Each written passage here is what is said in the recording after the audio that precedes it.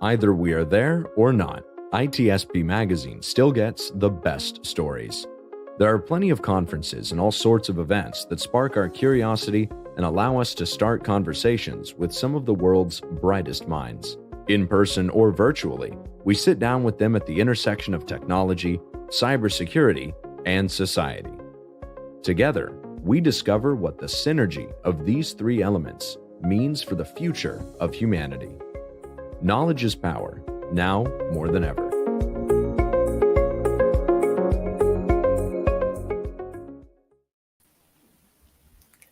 We're live with proper signals. With proper signals and with what I believe to be the real Chloé Messdaghi and the real Philip Wiley. Are you the one we think you are? No deep fakes Yes. here? No deep fakes. Granted, there might be a clone of me walking around. Interviewing someone else right now. Well, It's possible. We get the real one. We get the real one. With as much as she does, she really needs to clone herself. Oh yeah. Listen who is talking, right? This is coming from you. Every time I open Twitter, it's like, hey, look at me. Selfie. Hey, I just talked here. I'm like, how many of you?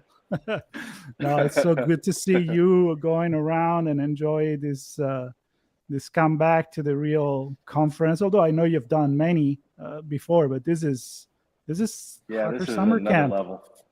Philip, Yes. how does it feel to be back? It feels good because you go to like RSA, you saw some friends there, but most of the people like in Chloe and my circles aren't really so much the people there, but you get to Hacker Summer Camp and you run into a lot of friends and international friends. It was really kind of cool. Had a really cool moment yesterday. A couple of my friends that I've kind of helped mentor and stuff, I was able to introduce them to Jen Easterly yesterday, and it kind of really made their day. And it's been a lot of fun. I just got to see a lot of people from the very beginning and constantly, luckily, running into just about everyone that I was wanting to catch up with. Yeah. And you're inspiring so many people too. So I'm sure. I know. As you are happy to see certain people, many people are very happy to get to meet you in person as well. So amazing. Yeah, it's great to job. really get to meet those people that you don't know that you get to meet, that's read the book or listens to the podcast and that sort of thing. So it's always great.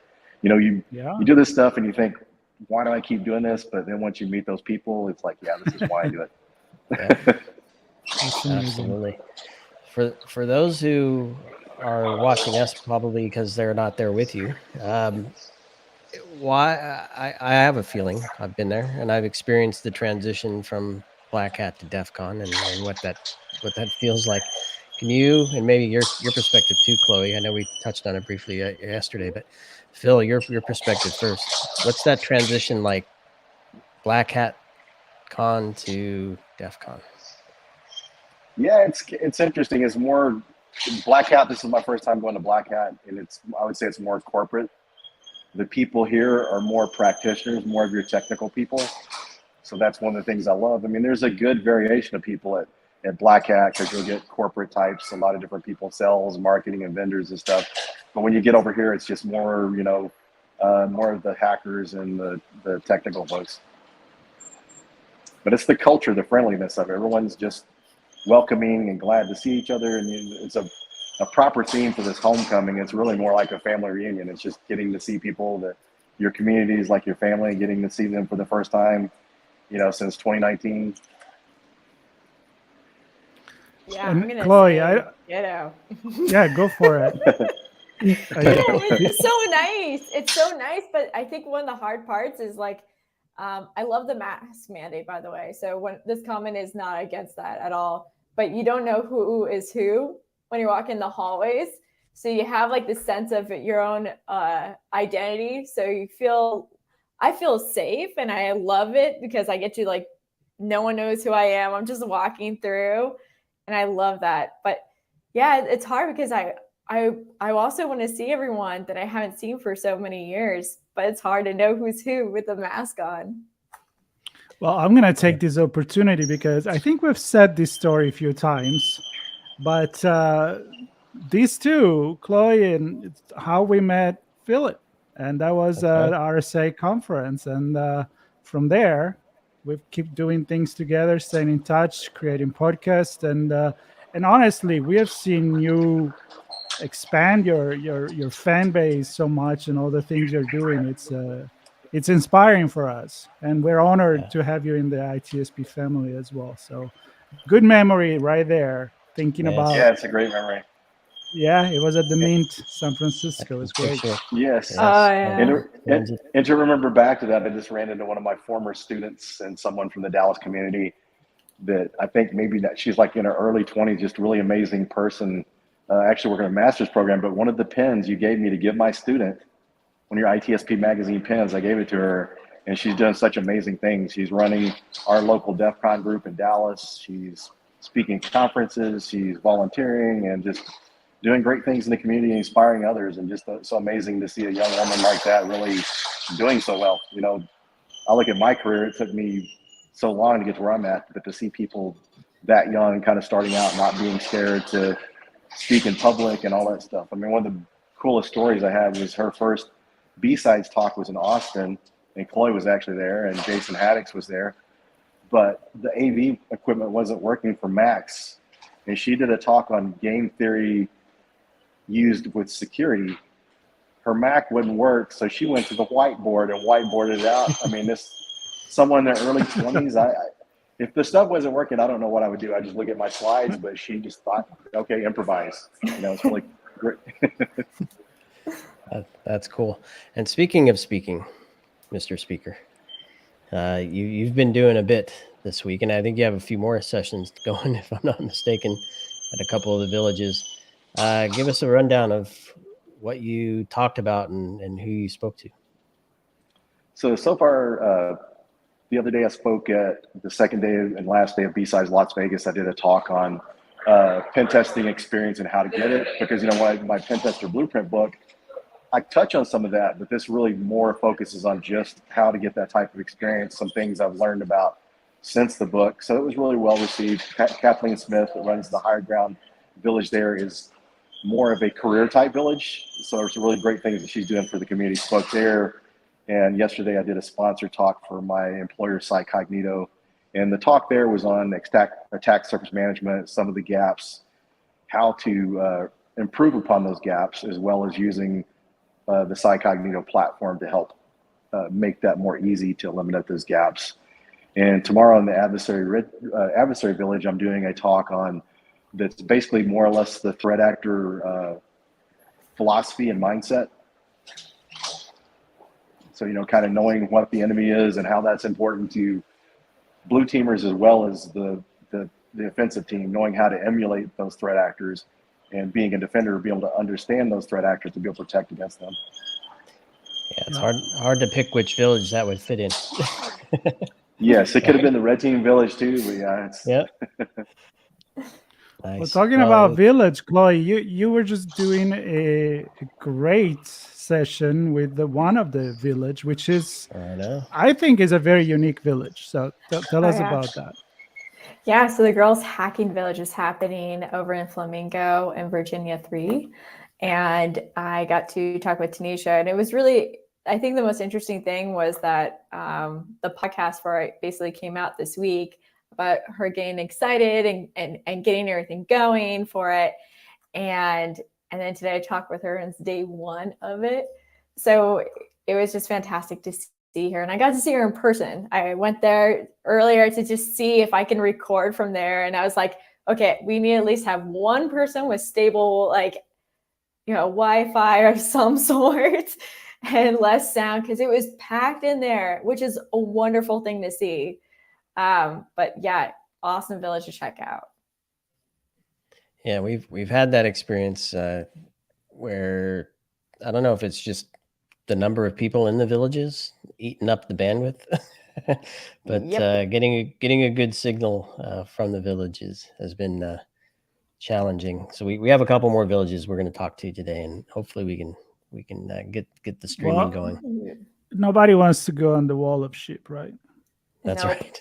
No one does. No one does. You walk by and hope you're not in there.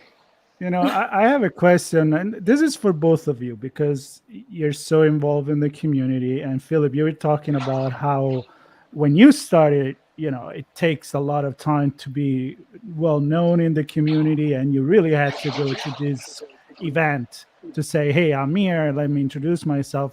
But now you have all these posts. Both of you like, "Oh, I got to meet this person," but it's a friend already, or it's somebody you've mentored remotely or whatever. So do you see this as an easier way for people to take advantage of social media and the virtual community, the discords and everything, even enjoying the conferences digitally? We just had a conversation not too long ago with a girl from India that she was following the whole Black Hat event remotely. So is there a good and a bad of these social media connection and podcasting, or is it all roses and champagne there?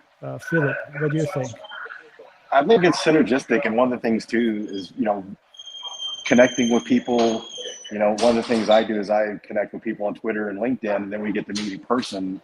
And so from them seeing you on social media, they're able to recognize and help you connect, because there are some people you connect with that you'd have to just kind of see them to realize who it is. And so using social media and those other platforms are great. And one of my favorite ways of networking is conferences. That's my favorite way. Is just there's nothing like connecting with people in real life. You really can't feel that connection virtually, but when you meet people in person, you can really feel that connection. And I really like that. So I think it's kind of a synergistic effect, and it was really great to have that, especially during the pandemic, because I would have went crazy because I enjoyed going to conferences. That's one of the things I do for fun. And when that was taken away, if it wasn't for virtual, I'd have been a very depressed person. I mean, do you see my hair? Look, I'm going crazy here. At least you got hair. Well, not as when I was much younger, but it's okay. I'm happy with it. Chloé, same question, but with the diversity and inclusion on it. Oh, okay. Yeah, let's do this. Is it helping? I want to say that it really depends on your intent, just like on everything, right? When we're trying to decide who's malicious, who's a hacker, it's based on the intent. You use the same things, but it depends on the intent. I think that if you're using it for social good, when you're not doing it for your own needs, but you're doing it in a way where you're giving back to the community, especially if you have a voice, you could be an advocate for change, and using your platforms to do that is what's needed. So if you are in a spotlight, start helping out more. Start really sharing, resharing, whatever is needed to really make sure that people feel like they belong here and know of resources. So I use social media to share resources or things that I think that the community should know about. Any way that I can help people, no matter what their background is, that they have the opportunities, they know of the resources. Because I remember my first year joining InfoSec, and I was not really introduced to basically Twitter, InfoSec Twitter. I wasn't introduced to it till almost 1 year in. But then when I got introduced to it, then I learned of different groups that are supportive of people with my background. And that changed everything. It made me stay in this field. It made me connect with Phil. It made me connect with so many wonderful people that made me feel like I should stay. And I think that's the thing. Social media, it really depends on the intent you use it.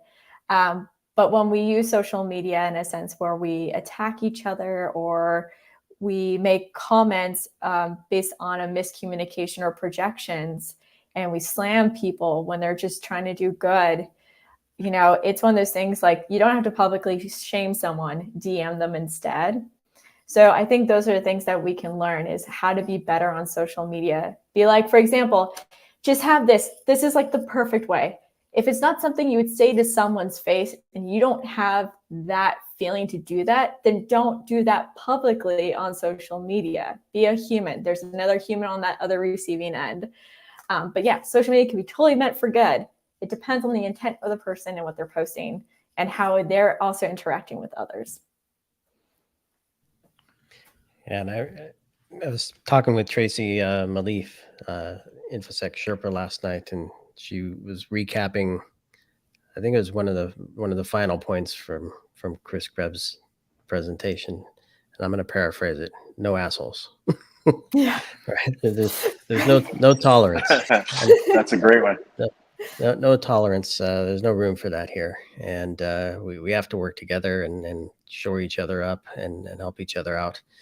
And yeah, fortunately, I think my experience has been that, but perhaps it's the limited group that I hang out with when I am in Vegas at Black Hat and DEF CON. Maybe I don't put myself in harm's way with regard to that, but it's easy to get mixed up, and those people exist, and it's hard to deal with when they serve it. And sometimes, and I've seen messages of people saying, this person I had respect for, and then I heard on the side as I was standing there next to them, this comment being made that totally shocked me, and I didn't expect it. So even people you think you know have a tendency to stray and fall off the tracks a bit. So and in that case, I don't know, compassion to some degree. But you know what? In the long terms, being nice and not being an asshole. I'm blipping myself here. It pays off, and I think you can tell it. In the long run, when you don't fake it just to, like I always talk about diversity and inclusion. Like don't do marketing on diversity and inclusion. That pisses me off. And don't do marketing on other things that are relevant like that. And keep to be yourself. And in the long run, you're going to know it if somebody's been faking it or not. I mean, I'll give an example like Philip. I mean, he has already, 74 podcasts, and he has a line of people that want to go and talk to him. And I listen to almost every single one of that, and he is just himself. And Chloe, so are you. And I hope I come like that as well. So you're not masking. No one's masking here on this call. Exactly. So I think that's the lesson, because the real you is going to come out, and there's so much that you can hide, even if you hide behind a profile picture that smile, and you're not a smiley person. We'll see it. We'll notice, right? So incredible. Definitely on that one. So and just kind of on the topic of diversity and all that stuff too, one of the things I like is I am an ally, but I don't go around. That's not on my Twitter profile. That's not on LinkedIn. You prove it. If you're an ally, people will see it through your actions. If you're a nice person, people will see it. If you're an expert, people are going to see it through your actions, and not, don't say you are and you're not. And for anyone, if you are, just show it in actions. Absolutely. Other people. Yeah, prove it. Don't just say it, Oh God. I have to admit, like the horror stories that I've heard the past few years of people that have marginalized in this community, the reason that they wanted to leave, or they took a break away, or they actually left the field, was because they had these people that were quote unquote mentors for them, but they wanted something in return, or they used them to prop themselves up higher and kept saying like, this is this woman that I helped get her start and career. But in reality, behind scenes, he wanted to date her. And these are things that have happened. And so, Phil is 100% spot on that. When we have people like, I'm an ally, or, it's like, I want to see actions. I don't want to see words anymore. I want to see actions, because now every time someone says they're an ally, for some folks that might be triggering because of their experiences, because they see these people on these platforms being allies, when in reality, behind scenes, they're doing it for their own greed. Yep. Yeah. And let me ask this then, go for it, Marco, because so putting labels or not putting labels, I'm just wondering, and maybe Chloe, this goes to you. How does one then present themselves as willing to help? Say, for example, I'm Sean Martin, and I'm here to help, form, connect, do whatever. What do you need? What do you need? Like at the end of the day, when you go up to someone, you're like, how can I help you? What do you need? How can I connect you with these people? That's being an ally. Being an ally is someone who is not stating in the title of all over the Twitter, place, that I'm an ally. Ally is a being of wanting to make a difference, a change, and knowing that it's not for your own way to build clout at the end of the day. I don't know, Phil, if that's how you see it too, but for me, it's just like, just go up to someone and be like, hey, how can I help you? Who can I connect you with? That's how you be an ally.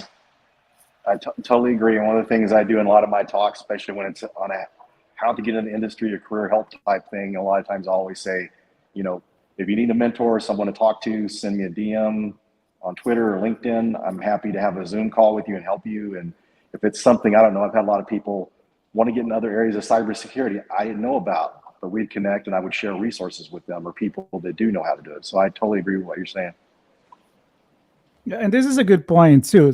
We can't do everything ourselves, right? But to having that network that you've been in the industry or you've been doing, I don't know, a ton of podcasts or gone to a ton of conferences and mentor a lot of people or being involved in the community. I think I'm kind of embracing everybody here. I think it comes with a big power that we don't understand that we have. And I'm not trying to be Superman here because I'm not, but I say that to everyone. I wish I had the audience that a lot of other people have, but what you need to be responsible of is that even if I think one person is listening to me and I can change that person feelings and attitude towards this industry or anything else, you need to have to feel that responsibility. And when people don't do that or instrumentalize that, that's the big problem, and it's not going to go well. Anybody wants to add on these? Otherwise, I was just gonna say, like, people, if you want to help, and all that, you gotta get used and comfortable of having uncomfortable conversations. At the end of the day, that's how you have change, is by having those uncomfortable conversations. And I think that's the thing that we have to always remind ourselves. You don't have to share your personal life on those things, but you have to be ready to listen to uncomfortable conversations. So then you're able to learn and see how you can help that person, but also for you to learn from them too. I agree. And the whole listening thing is really key there. Don't just act like you're listening, listen to what they're saying. And that's really key. That's the best way you can help someone. In some cases, I've run into people I mentored that had some loss in their family, going through something really difficult. I had someone I was mentoring at one time, and we met up around the time that he was going through some marital problems, which led to a divorce. And I knew that's where it was going, but I was his person to talk to about his family problems, his marital problems. So he had that person to talk to. So a lot of cases, and that's one of the things I really like about this too. I like helping people career-wise, but ultimately just helping other people is key. So if I can help someone through a hard time, sometimes that's just, that is just as rewarding as helping someone get their first job. Yeah. For sure. Absolutely.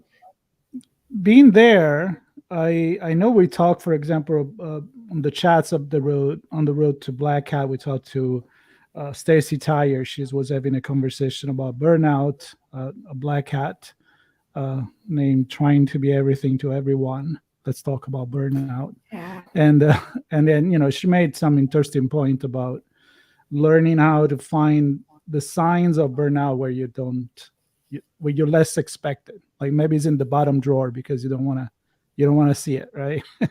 and these talks are there. Doesn't necessarily mean that somebody else's signs, right? Yeah. Or maybe you need another person to maybe say, hey, are you doing okay? Right. So because maybe you have that self-defense mechanism that, you don't see it. Right. So my point here is the human element. Do you feel like there is something new again in these tracks, in the way that the conference, both Black Hat and DEF CON are moving? Are we making progress? Honestly, I see your face, but for those that are listening to the podcast, Chloé has something to say. I mean, it's a sad, I laugh because I'm also like, it's sad, right? Because this has literally been a conversation since before the pandemic, and here we are today. Mm-hmm. And then you have these conversations where people are like, I don't know what to do. We have a staff shortage. Oh, I don't know why we don't have more representation at this conference, or I don't know why we have this problem. And it's like, look around, ask people, talk to people, ask them, how are they doing? How can things be better?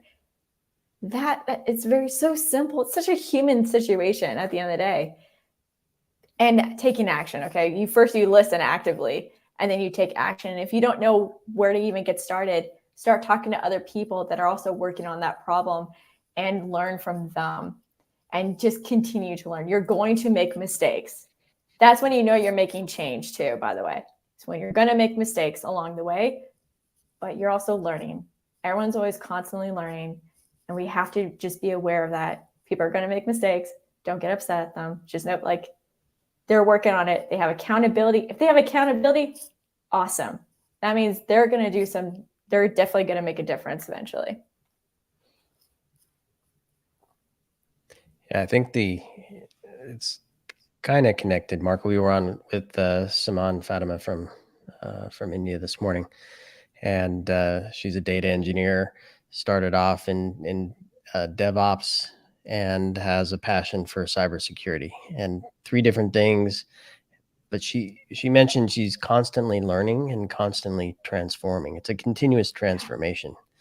And a lot of that, you can tell she's out seeking this information, but she's also embracing whatever is coming her way too, and taking with her what she can, and being open to those things, and not being afraid to change and take new journeys and new steps. I mean, it's great. I've had 2 conversations with her now. She's incredible, and breath of fresh air is what I said to her this morning.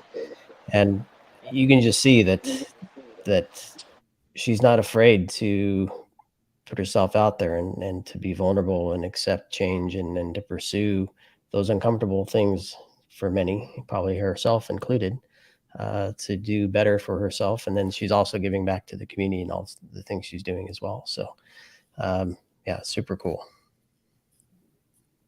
Just overall, go for it, Phil. Oh, go ahead, Chloe. Oh, I was just going to say, just a reminder for everyone, the more you learn, the more you feel you don't know anything.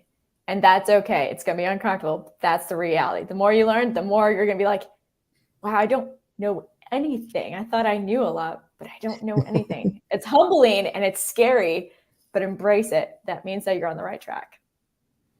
Greek philosophers said this many, many, many years ago. And I want to connect with Philip, because I mean, you have people on the show that come from different walk of life talking about changing.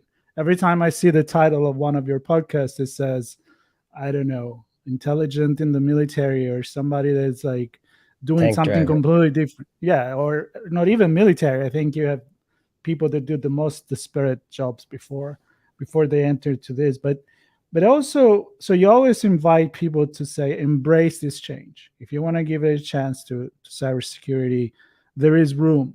And you don't say, yeah, sure, but show me your qualification in terms of, 5 years experience and certificates and PhDs and all that kind of stuff.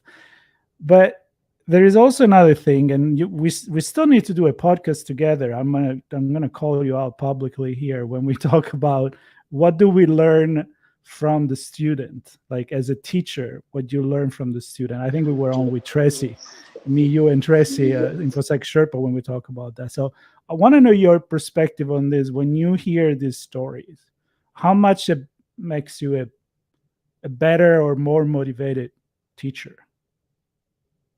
Yeah, definitely. And one of the things, just learning some of the other things from others, and that's the way I've kind of revised and developed some of my conference talks and even my book. There's things you learn along the way, and there's things I learned after I wrote the book, but just taking that advice that I gained from my guests, and I'll use that in new talks that I do, just some of the tips they gave.